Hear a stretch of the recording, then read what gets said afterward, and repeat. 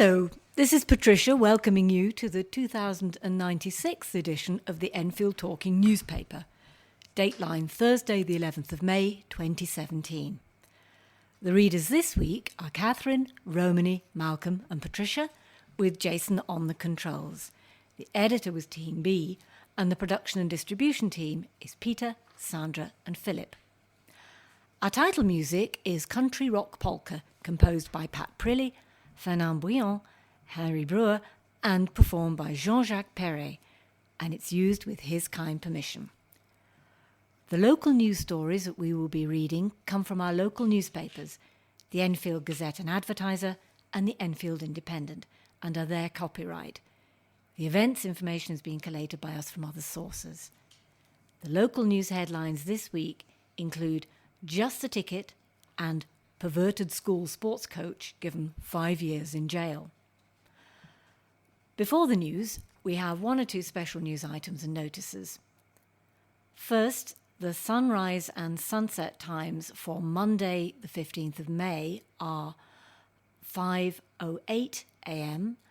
and 8:46 p.m. Now do get in touch with us to share your own news and special announcements. We love to hear from you. If you have any comments about the Enfield Talking newspaper, please phone Diane de Jersey on 020-8805-6578. She is your listener's representative and will be pleased to help you. Now, here's Katherin with news. And the first headline, Perverted School Sports Coach given 5 years in jail. A perverted athletics coach who sexually assaulted pupils after sports classes was jailed for 5 years. Malcolm Blackmore, 75, repeatedly groped 2 boys over their gym shorts in a series of attacks at Albany Comprehensive School in Bell Lane, Enfield. Blackmore of Friars Walk, Southgate, also performed a sex act on one of the children during a school trip as part of a string of indecent assaults between 1982 and 1985. The well-respected sports coach claimed to be shocked when he was arrested and charged in 2015. Former pupils and colleagues from Albany Comprehensive, which has now been demolished, described Blackmore as an inspirational teacher during his Old Bailey trial. However, a jury convicted the former coach of 8 counts of indecent assault against boys as young as 12. The pensioner listened through a hearing aid and showed no emotion as he was jailed for 5 years on May the 3rd. Judge Michael Wood told him, "You are now 75 years of age, soon to be 76. Until now you have been well respected, described as an inspirational teacher and athletics coach, coaching you had been doing for over 30 years.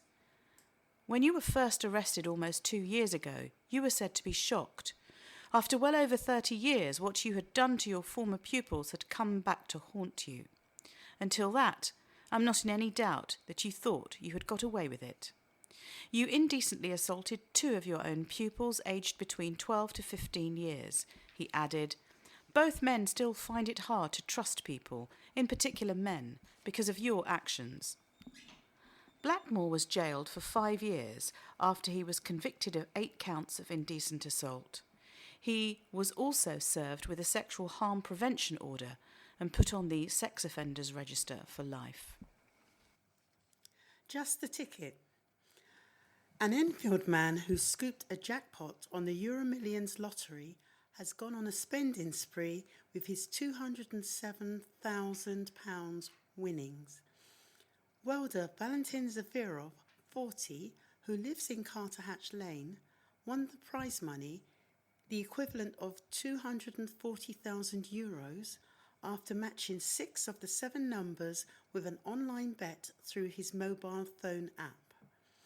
He was just 1 number short of winning the £25 million jackpot prize, having chosen the bonus number 6 instead of 4. The married father is originally from Bulgaria and works at Frixos Metalworks in Aden Road, Brimstone. His wife Darina and 20-year-old son Christian still live in Bulgaria in a cramped rented flat, and each week he sends money home to them. But that has now altered following his life-changing lottery win.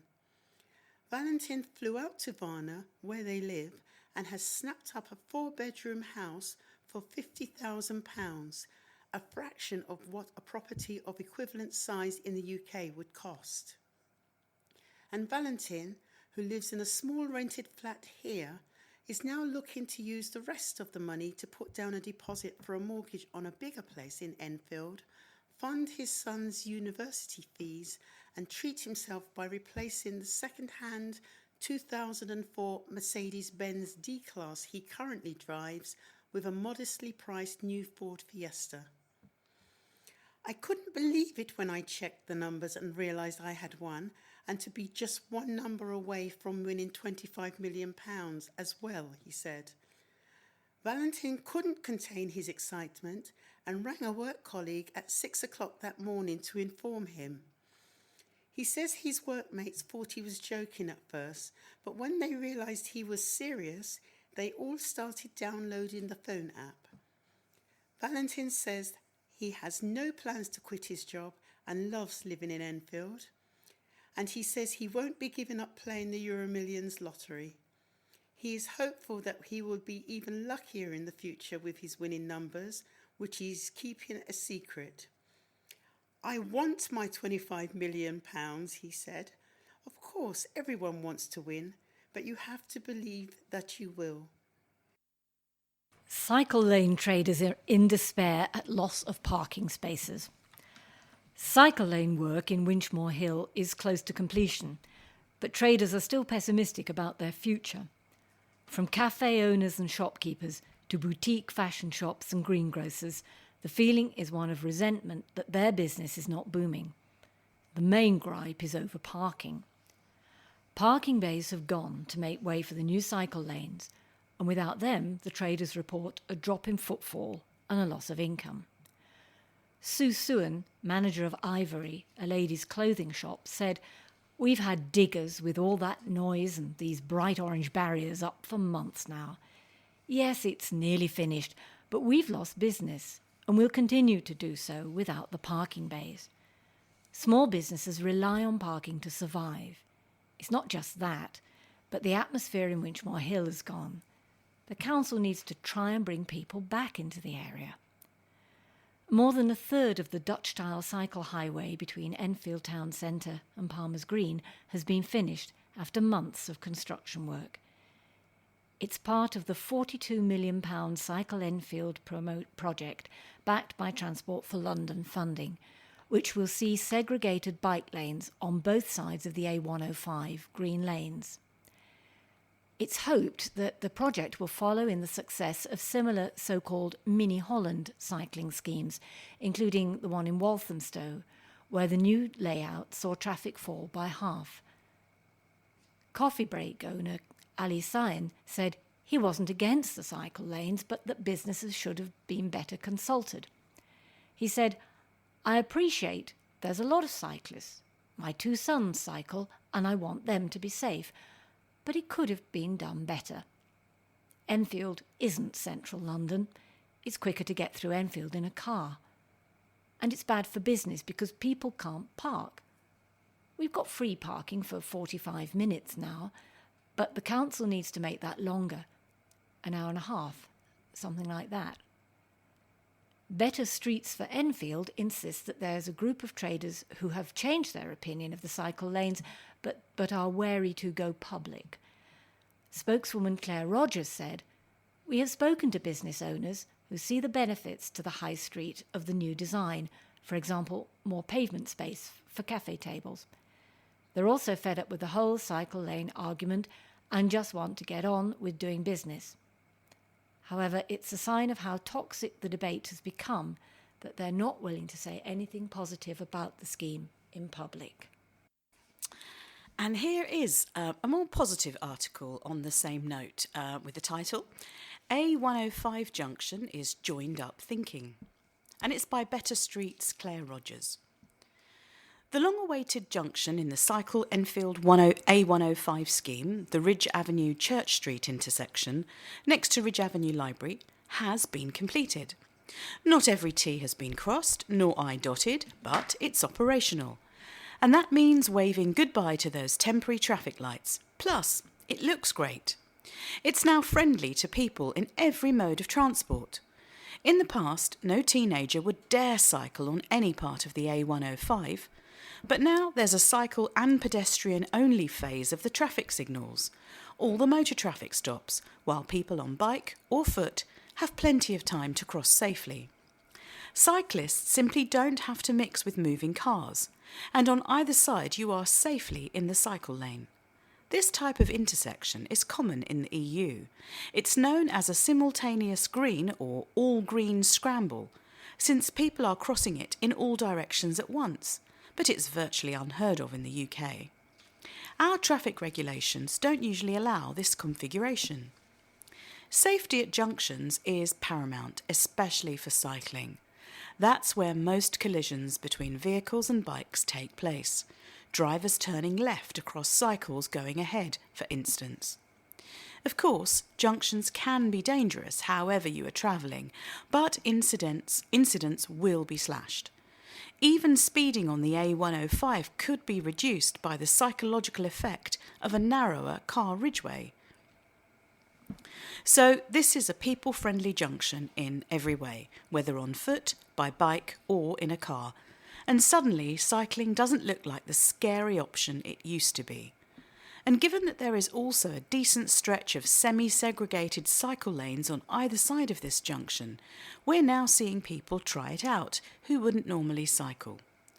Looking at the whole cycle network, this junction will also form part of an east-west greenway route from Gentleman's Row in Enfield Town to the new development at Meridian Water. It's good for business too. Not only is it less likely to kill you, the street scene is a lot prettier too.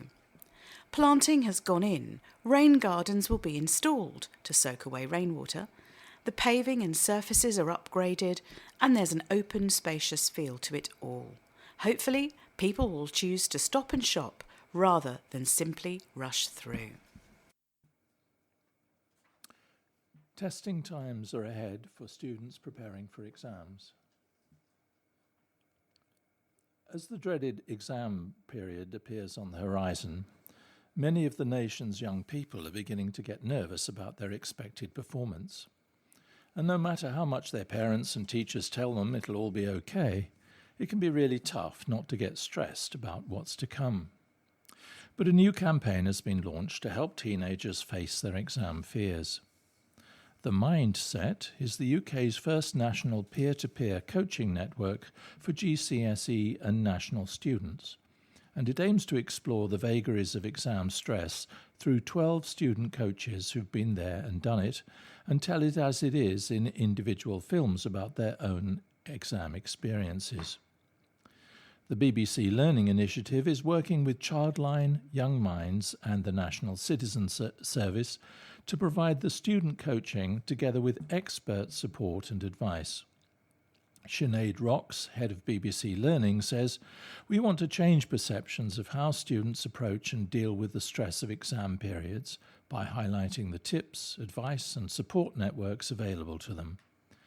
The young coaches are from varied backgrounds throughout the country and are all aren't all A-star students either. Some did resets and others battled against illness or family difficulties during their exams. But collectively they state the one thing we all have in common is that we found a way to reach our individual potential, and we want to help you do the same. To see the Mindset's videos and tips, visit tiny.cc/exam mindset. Couple open up their garden for charity. Residents are welcoming members of the public into their gardens this weekend in a bid to raise money for hospice charities. Roy and Penny Gluckstein have lived at Highwood Ash in Mill Hill for 57 years, and on Saturday the 13th, and Sunday, May the 14th, they will be opening the National Gardens Scheme, which this year is celebrating its 90th anniversary. The scheme opens up more than 3,000 private gardens across the country during the warmer months of the year, with proceeds made going to mainly cancer and nursing charities. The couple, who have tended to their garden for 57 years, have 3¼ acres of rolling lawns, as well as a lake with koi fish, a gravel garden, and shrub and herbaceous borders. Plants and homemade teas will also be on sale each day. The aim of the weekend event is to raise money for the North London Hospice, who care for patients with life-limiting illnesses and their families. Penny explains why the charity is so important. She says, last year, more than 2,000 families in Barnet, Enfield and Haringey were cared for, and the hospice makes no charge to patients. However, each year, more than £7 million has to be raised to enable this wonderful work to continue. The Gluckstein's Garden is open this Saturday and Sunday from 2 p.m. to 5:30 p.m. Their address is Highwood Ash, Highwood Hill, Mill Hill, London, NW7 4EX. Kitchen knife found in fence. A kitchen knife stashed on a fence in Enfield town is the latest blade to be recovered in a weapons sweep across the borough. The 8-inch long knife was discovered by officers from the Safer Transport team behind a fence bordering Little Park Gardens on Tuesday last week during Operation Sceptre, part of Scotland Yard's crackdown on knife crime.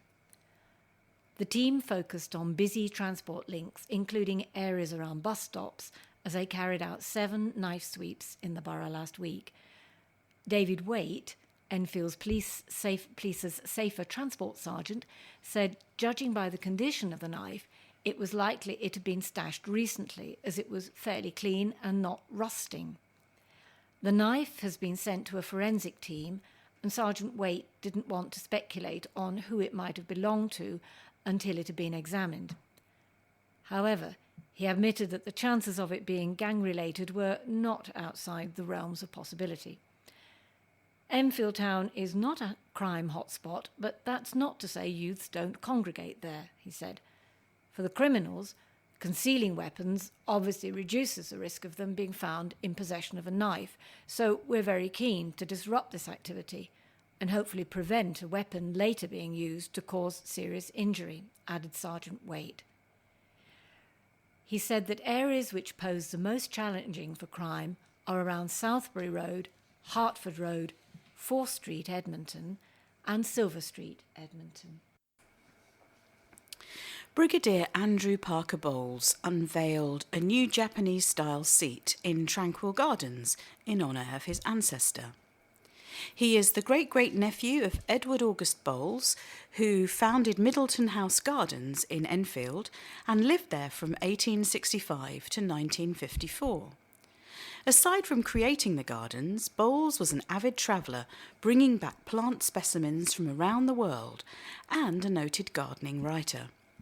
The new shelter, which is 2.5 metres tall, known as a torii seat, has been crafted in a Japanese style from Iroko wood, with a red cedar oriental style roof to blend naturally with the landscape.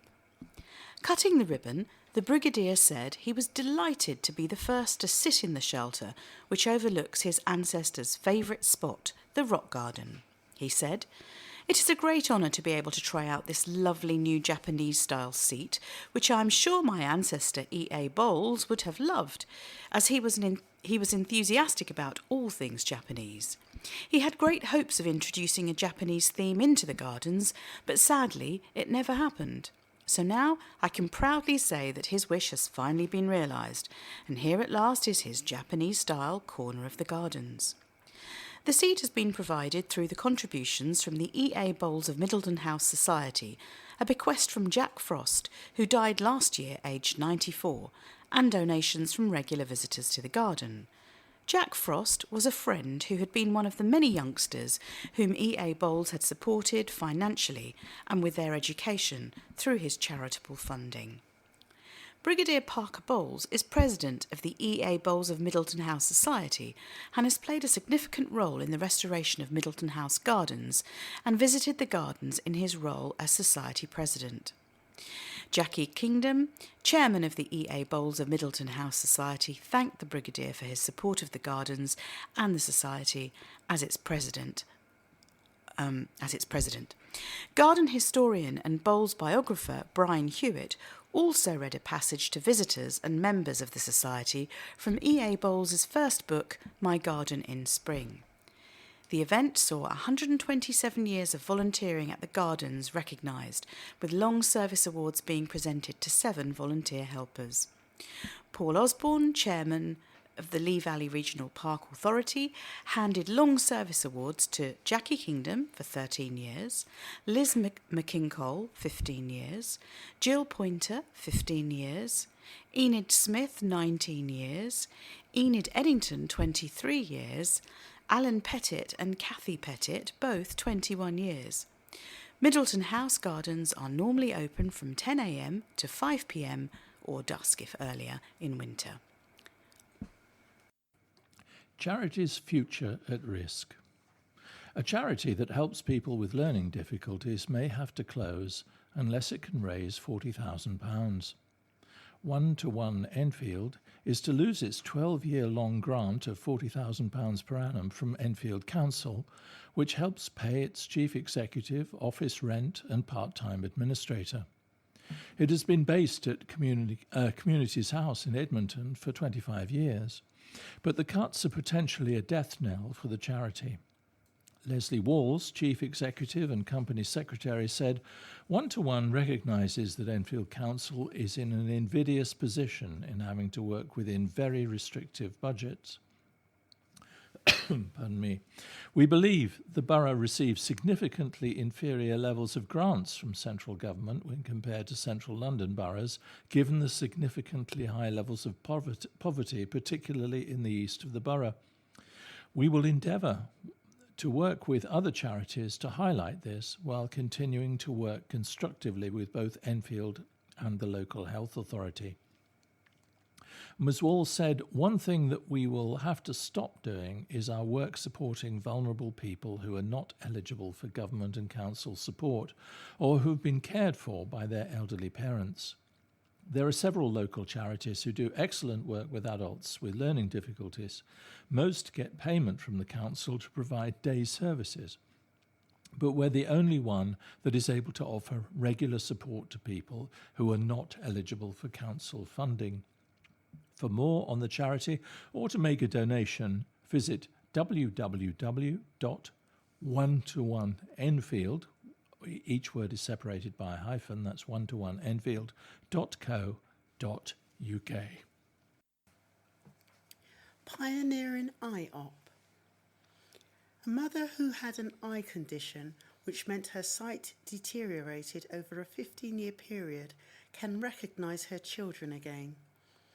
Kathleen Batsford, 86, who has macular degeneration, chose to undergo a pioneering eye operation which surgeons warned had a slim chance of success. After talking to her optician, the retired school secretary from Enfield risked her eyes rejecting a new type of lens designed to help people with age-related macular degeneration, in brackets AMD. Miss Batsford said, "We took the risk and I am glad we did. I'm still wearing glasses for reading and distance, but can see people's faces and enjoy the TV. I belong to Reader's Digest and I'm really looking forward to reading a whole book again, which used to be really tiring." The implanted IMAX Mono is the first single lens in the world designed for age-related macular degeneration sufferers. age-related macular degeneration is incurable and affects central vision. Miss Basford added, "There's a terrible uncertainty knowing your eyes are degrading, and I've had treatment to rectify it, which is uplifting. My vision is improved enough that I am on the cusp of being able to drive again, but I have decided not to." Miss Basford's consultant did not expect such a positive outcome due to the extent of damage done to his client's eyes. The consultant said, we are delighted that Kathleen is so happy with the results. It is estimated that by 2020 there will be 700,000 cases of late-stage age-related macular degeneration in the United Kingdom.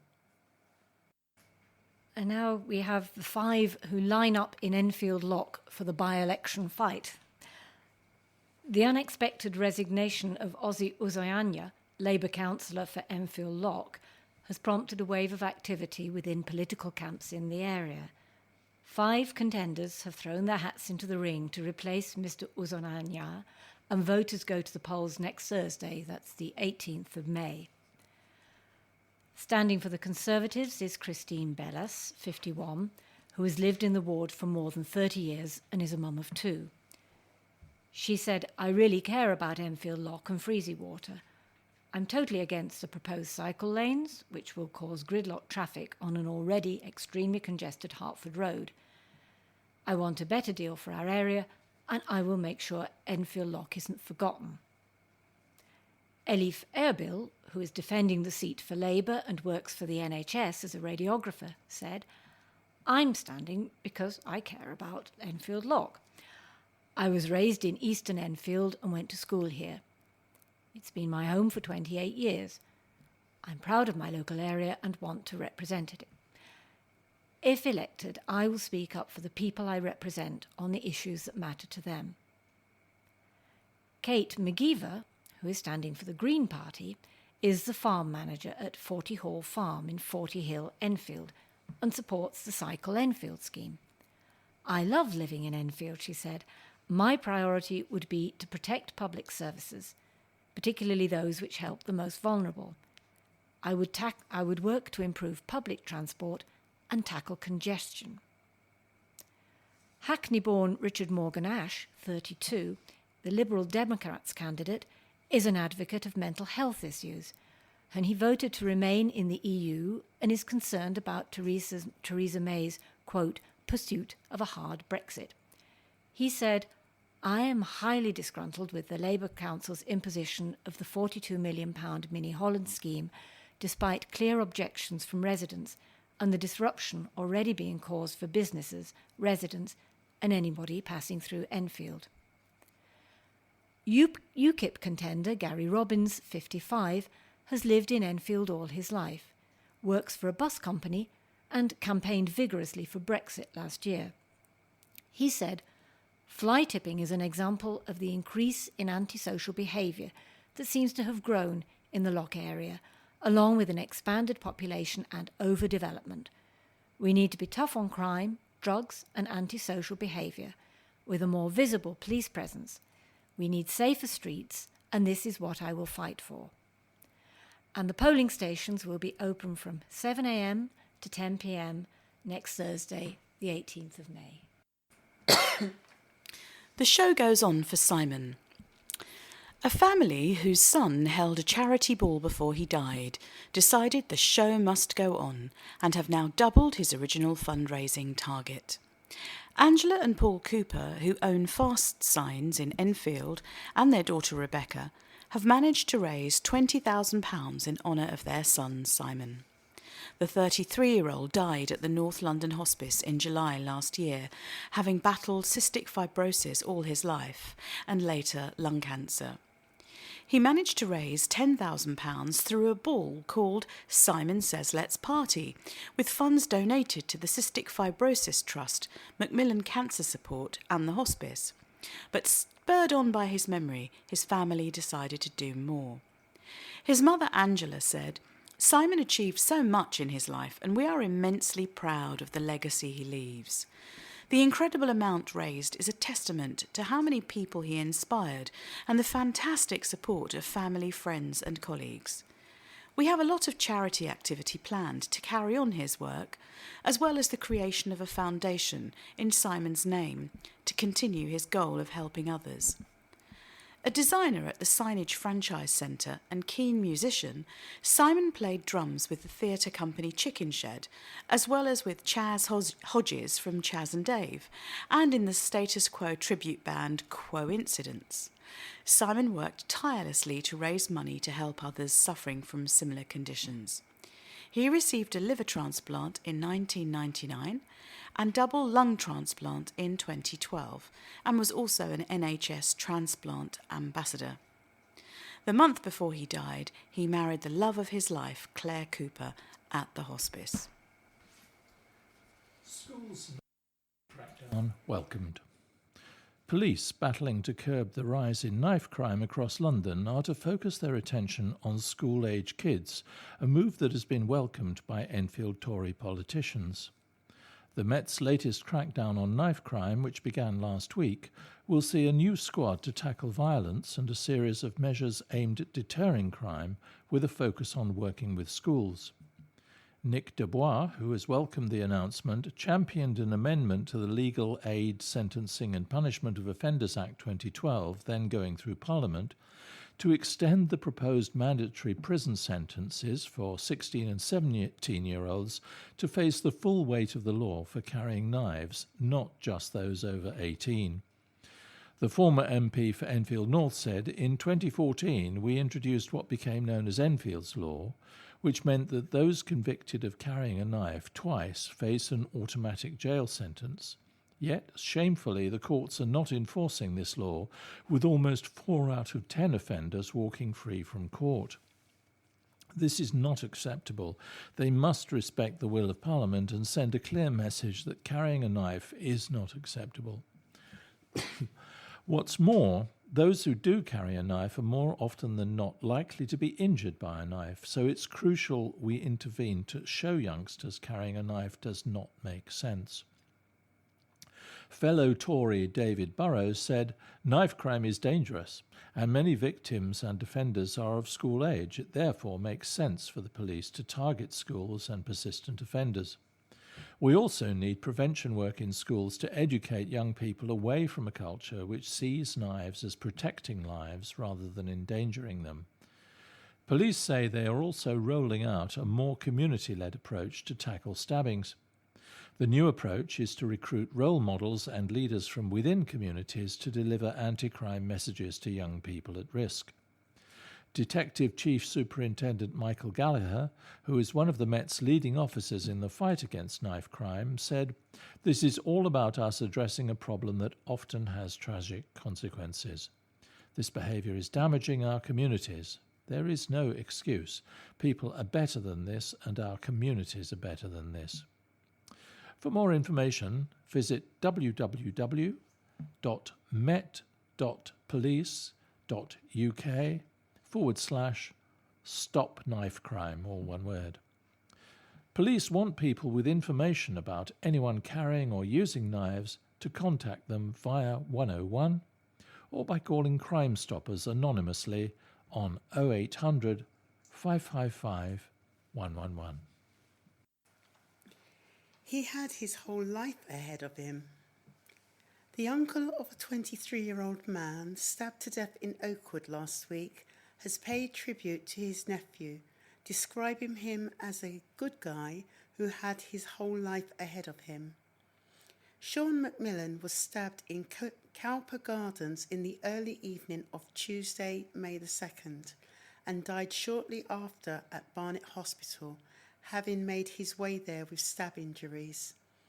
His uncle, who would only give his surname of Forbes, said he had received a phone call from his brother-in-law that night informing him that Sean had died.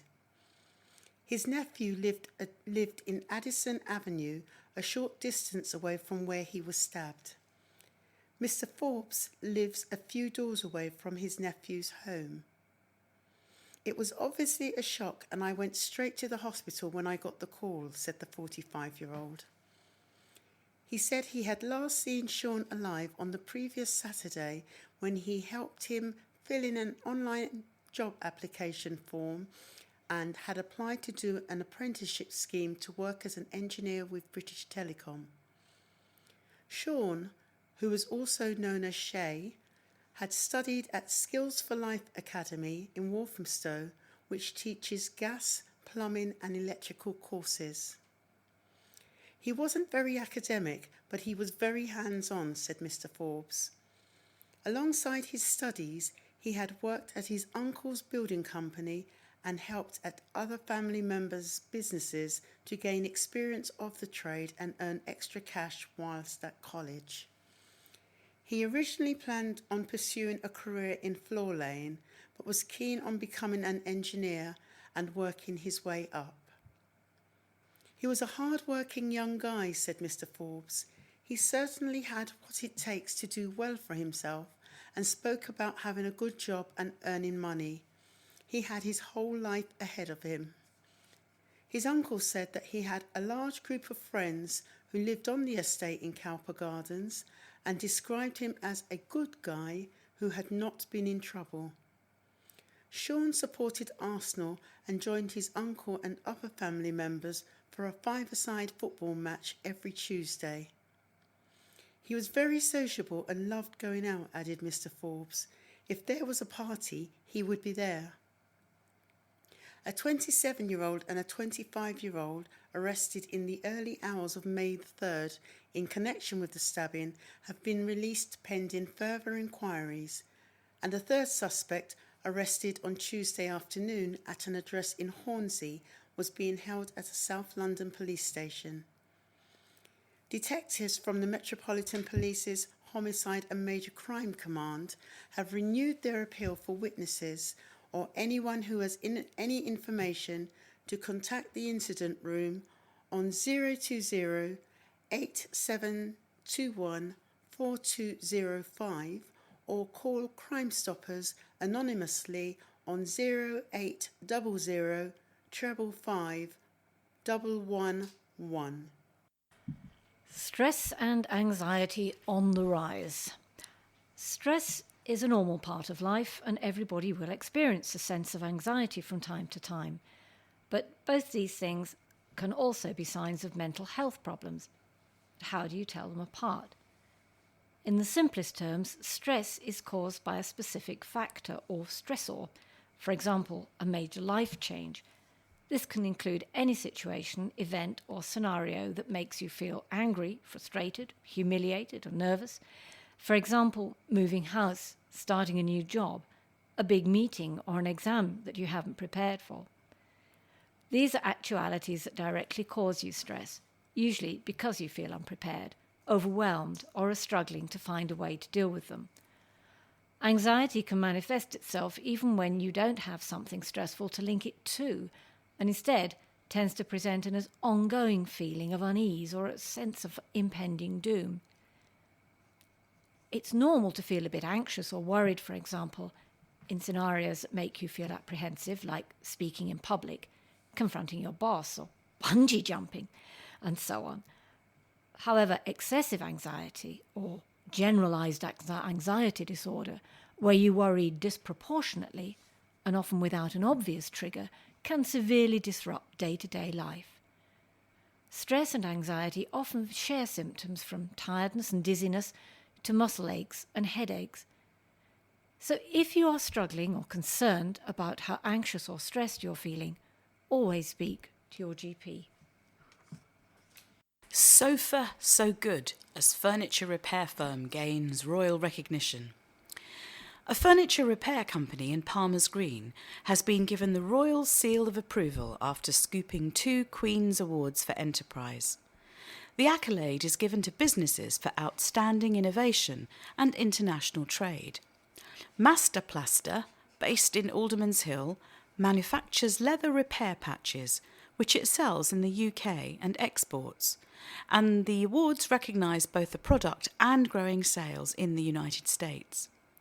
Joint owners and entrepreneurs Stephen Pavlou, who lives in Alderman's Hill, and Donna Clark from the Isle of Dogs in East London, set up the business in 2008. they spotted a gap in the market for the production of high-quality patch materials as a solution for mending cherished furniture. Their innovation was inspired by the recession when they saw a drop in sales in the furniture trade following the closure of 8 temporary pop-up shops. They realised it was very expensive to repair furniture, especially sofas, and knew a lot of customers had been forced to make do with tears and stains. We saw an overnight collapse in sofa sales, but we knew from experience that many people wanted to keep their existing furniture, said Donna. The duo then came up with a range of cost-effective, durable leather patches in a variety of styles, which are easily applied over a damaged area with a pressure-sensitive adhesive. The patches can be used on a variety of products, including handbags, clothing, and even motorcycle saddles. We've put a lot of hard work into this, but it's sheer joy, and we absolutely love it, said Donna. In the past 5 years, the pioneering product has become popular internationally, including in Alaska, elsewhere in the United States, and in Germany, making up 80% of sales. It was the first year that Donna and Stephen had applied for the accolade, and Donna recalls the moment when she read the email notifying them they were winners. My heart just leapt into my mouth, she said. I couldn't believe it. I was completely overwhelmed. Before they receive their official award, the duo will be presented with a commemorative crystal ball and given a grant of appointment by Anne Cable, the Queen's representative and Deputy Lieutenant for the London Borough of Enfield, at a ceremony in Brimfield Park in Alderman's Hill in September. They will receive the Double Enterprise Award at Buckingham Palace from the Queen on a date to be confirmed. We have heard that the Queen is very fond of hosting the awards, added Donna. It's very exciting, and we look forward to the event. On the road again, and on the Brighton Run.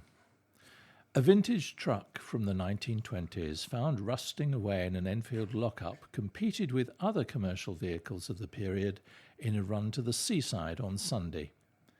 The lovingly restored vehicle, part of the collection at the Whitewebs Museum of Transport in Whitewebs Road, Enfield, was one of dozens of trucks and vans from yesteryear which took part in the annual Historic Commercial Vehicle Society's London to Brighton Run.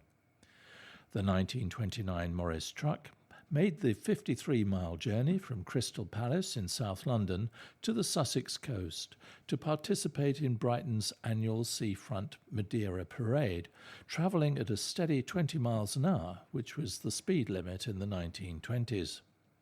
The vehicle started life as an ambulance with Kent County Council and was discovered in the 1990s. It was little more than a chassis, said Colin Spong, president of Enfield and District Veteran Vehicle Society. A replica cab and body was built, and the chassis restored at the museum's workshops. An original breakdown crane was discovered, and it was decided to complete the restoration of the Morris as a period breakdown truck of the kind seen at garages all over the UK in the 1930s. Despite heavy traffic on Sunday, the truck ran smoothly, although to climb steep gradients it often needed first gear, while downhill sections called for caution as it only has brakes on the back wheels.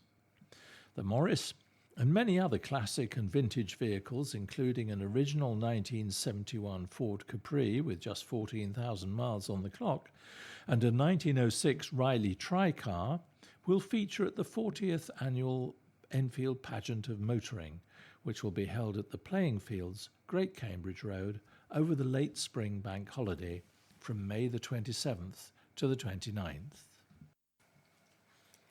Bus pupils boost walking to school. Health benefits from walking were represented by primary school youngsters in the form of a moving bus through Edmonton. Up to 300 pupils from Latimer All Saints School in Hytethorpe Avenue joined the giant walking bus on Wednesday last week on the way to Jubilee Park in Galliard Road. The youngsters helped to raise awareness of road safety by displaying posters with the aim of boosting the number of children who walk to school. Teachers from Latimer All Saints also took part along with the volunteers, police officers, members of Enfield Council's road safety team, and Daniel Anderson, the Council's cabinet member for the environment. He said, "This fantastic initiative is about getting kids to see the significant benefits of walking whilst learning how to navigate our streets safely. We therefore ask parents to consider walking their youngsters to school rather than driving them. Not only does this help unclog our roads, it will also help to create confident, road-aware children." A range of initiatives has been put in place to promote road safety, including 20-mile-per-hour zones around schools, free cycling lessons across the borough, and road safety schemes. And now we have a roundup of local sports news. Grabart's strong outdoor start. Enfield-born high jumper Robbie Grabarts started his outdoor season in fine style as he took second place at the opening Diamond League of 2017 in Doha. The London 2012 bronze medalist, who took silver in the European indoors in March, was the pick of the British contingent. The 29-year-old cleared 2.31 metres as Qatar's Mutaz Essa Bashim set a world lead to win the event with 2.36 metres. Donald Thomas took third for the Bahamas with 2.29 metres. Grabart's fellow Brit Chris Baker finished seventh in the event after a season's best of 2.26 metres.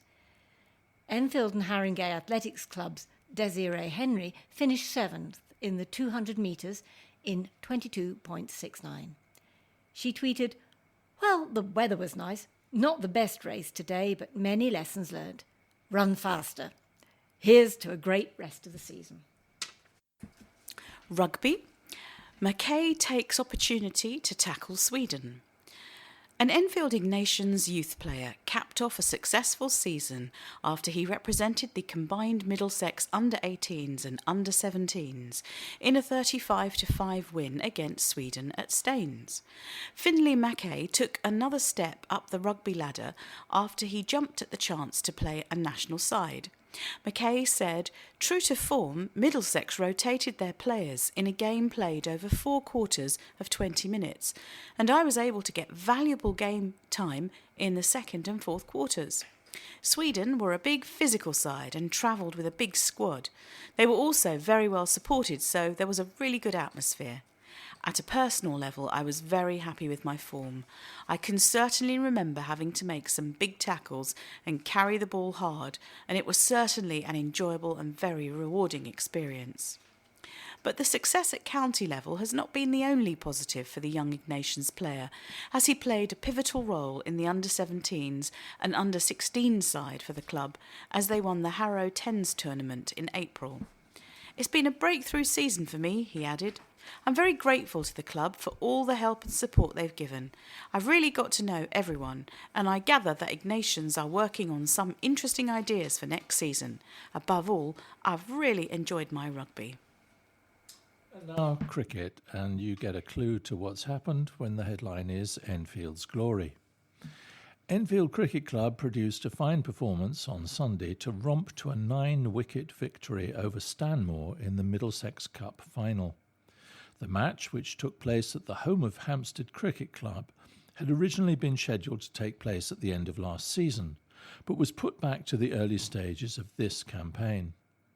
And Enfield impressed with bat and ball to comfortably overcome a side who play a level above them in the top flight of the Kingspan Middlesex County Cricket League. Having won the toss and decided to bat first, Stanmore were dismissed for 217 in 44 overs, with Dan Amady 3 for 37, Leo Smith 2 for 41 and Andrew Mitchison 2 for 53 doing much of the damage with the ball.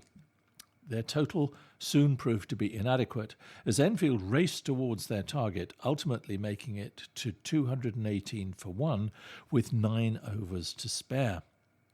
Jack Plum continued his fine start to the season by hitting an unbeaten 91, while he received excellent support from Neville Talbot, 62, and Chris Long, 54, not out. Plum had also been in the runs on Saturday, even though Enfield lost by 4 wickets at home to Highgate in their opening match in Division 2 of the Middlesex League.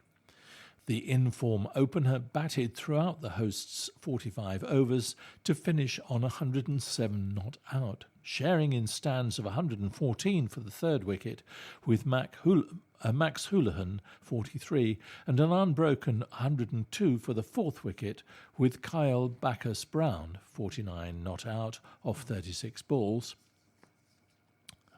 Pardon me, as they amassed 278 for 3. I hope you're taking notes. But a fantastic image of 129 from former Derbyshire batsman Scott Elston ultimately proved decisive as Highgate made it to 279 for 6 with just 4 balls to spare. William Bowley smashed 50 of just 28 deliveries, while Talbot, 3 for 34, impressed with the ball for Enfield. A disappointing start to the Middlesex League season also saw Southgate and Winchmore Hill slump to defeat. Making the trip to Brondesbury in the top flight, Southgate struggled after deciding to bat first and slipped to 25 for 4. Keaton Critchell, 72, tried to rebuild the innings, but Luke Hutton, 36, offered the only other real resistance, and they were dismissed for 182. Although Southgate then chipped away with the ball, Sam Smith, 60 not out, took the game away from them, and the hosts made it to 185 for 6. And Winchmore Hill paid the price for a below-par batting display as they could only make 135 at home to Harrow Town in Division 3. Asim Mohammed then struck 52 for the visitors, who overcame a middle-order collapse to edge to 137 for 7. Southgate host North Middlesex on Saturday, while Enfield go to Hornsey and Winchmore Hill visit Brentham. And now some football. Quinton disappointed by playoff loss. Bradley Quinton has been rewarded for Enfield Town's fine form in the closing weeks of the season by being named the Ryman Premier Division Manager of the Month for April. Town won 4, including impressive triumphs over Bognor Regis Town and Billericay Town, and drew the other one of their 5 league matches during the month to secure their highest ever finish at this level of 4th and reach the playoffs for the first time. But their hopes of securing promotion to the National League were crushed late last month when they crashed to a 4-2 defeat at Dulwich Hamlet in the playoff semi-finals, paying the price for a slow start which saw them concede after just 42 seconds on their way to fall in 3-0 behind after little more than half an hour. And Quinton's pride at Town's march into the playoffs was matched by his disappointment at their below-par first-half showing at Dulwich Hamlet. "It's been a great season," he said. "It's been nearly 3 years since I took charge of a side who were near the bottom of the table, and we've come a long way in that time. The crowds have gone up, and a lot of players have really progressed. That is a credit to everyone, but it's just hard to take losing like that because I felt this team could have held their own in the Conference South. You never know how players are going to adapt to playing in a big match like that in front of a crowd of more than 2,500 people, with so much at stake, and a few of them were like rabbits in the headlights. 3 or 4 of the lads didn't perform up to their usual standards in the first half, and the first 3 goals we gifted to Dulwich were dreadful." Quinton added, "To their credit, the lads really started to show some fight when we went 3-0 down, and we pulled a goal back and didn't want the half-time whistle to go. We had a good talk at half-time, and I thought we were the better side in the second half. If we'd taken one of the chances we had at 3-1, it might have been a different story, but we'd just given ourselves too much of a mountain to climb. It's a shame, but if you look at the league over the season, Bognor, who ended up winning the playoffs, only missed out on the title on the final day, so credit to them. I'll now sit down and discuss things with the chairman and see what the aims and aspirations for next season are. And now rugby. Sarries miss out on a home semi-final. Director of Rugby Mark McCall admitted that Saracens got what they deserved on Saturday as they slumped to a 35-15 defeat at Wasps, which saw them miss out on a home semi-final in the Aviva Premiership playoffs. Sarries went into the final day of the regular season lying in third place in the table, but they were just 2 points behind leaders Wasps and knew that victory would guarantee them a top 2 finish. However, with the side also having the European Champions Cup final to look forward to this weekend, McCall chose to rest a number of key players for the match, with Maro Itoje, Owen Farrell, Chris Ashton, Richard Wigglesworth, skipper Brad Barrett and brothers Mako and Billy Vunipola among those who were left out. Sarries were still able to field a relatively strong side, but made too many errors as Wasps always had the upper hand, with Thomas Young scoring a hat-trick to help them claim a bonus point win, which ensured they finished the season in top spot for the first time and left Saracens facing a trip to Exeter in the semi-finals on May the 20th. I thought Wasps definitely deserved to win the game, McCall said. Our effort was good, but we made a lot of mistakes. They're not the kind of team you want to make handling errors against, as they are the best broken field team in the competition. We were hanging on for a while, but our effort meant that we were always in the fight, and with 20 minutes to go, it was an interesting game. We continued to make errors, though, and they eventually pulled away. However, despite the defeat, McCall was quick to defend his team selection and is hopeful that it will prove to be vindicated when they take on Clermont-Auvergne in the Champions Cup final in Edinburgh on Saturday, 5 p.m. kickoff. He added, "There were some players we really felt strongly needed to rest for this game, and a couple of players who were just carrying small things, which, had this been the semi-final with nothing next week, they would have played. We had some choices to make. The 3 other Premiership semi-finalists all get to rest their players next weekend, as they did when we played against Munster in the European finals. But we think we have done the right thing." Ben Spencer scored both of Sarries' tries against Wasps, with Alex Lazowski adding a conversion and Marcello Bosch kicking a long-range penalty. And the next story comes with a photograph of 2 very attractive young people. Macy, 4, has a ball with Spurs star Dele. Spurs star Dele Alli couldn't help laughing when he was presented with matching unicorn keyrings by pint-sized fan Macy Moore, who has cystic fibrosis. The 4-year-old thought it might be something the Tottenham Hotspur and England player wouldn't have yet, even though he is paid thousands of pounds a week. Macy, of the Fairway, Southgate, met her hero at a charity day held at the Stock Exchange in London to help raise money for seriously ill children. Her mum said Macy is like any other young girl. She loves unicorns, horses and anything pink, and she has been a signed-up junior Spurs fan since the day she was born. The difference is that Macy has cystic fibrosis, which affects her lungs, digestive system and immune system. She takes antibiotics every day, even when well, and has physiotherapy twice a day. Mum Nicole Griffith, 33, said that Macy had to miss a day at St Andrew's Primary in Chase Road in Southgate, but the school were very understanding. Nicole said that meeting the football star was the best day ever. She said, "Macy has a life-limiting condition, and I do not know how long I have her for, so I don't want to miss opportunities that give us wonderful memories." Dele Alli was absolutely gorgeous, so sweet and kind. He had all the time in the world for the children and was so genuine and lovely. He signed shirts and player cards, played table football with them and gave Macy a big cuddle. Macy gave him a unicorn keyring because she thought he might like a present and invited him to her birthday party in July. He said very seriously that he'd see what he was doing that day and let her know. The 21-year-old became an ambassador for the Rays of Sunshine charity in February. The charity grants wishes for children aged between 3 and 18 across the United Kingdom.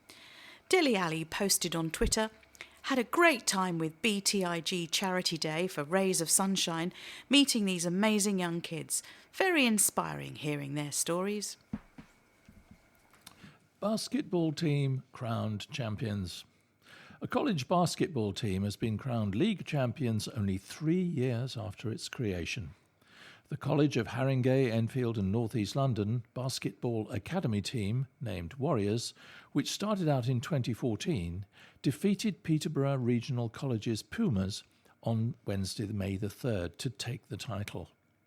The closely fought fixture between the two top teams in the Association of Colleges Sport Basketball East Men's League saw Warriors victorious 59 points to 55.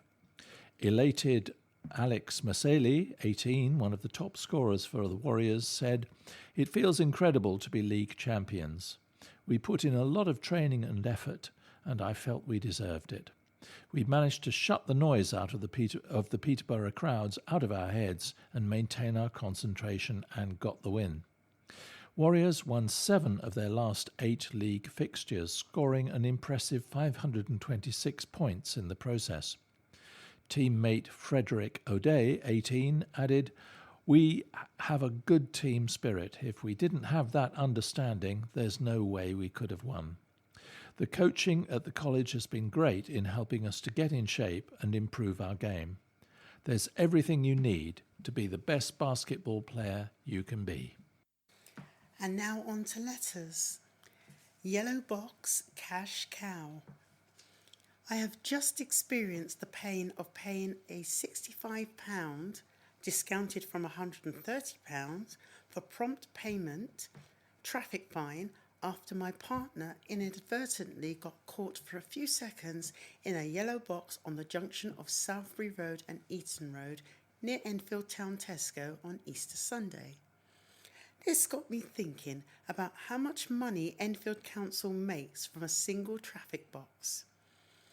At very conservative estimates, if only on average 10 people an hour are caught over a 24-hour period, 7 days a week, this one box alone would generate a revenue of £650 an hour, £15,600 a day, £109,200 a month, and £5,678,400 per year from one box.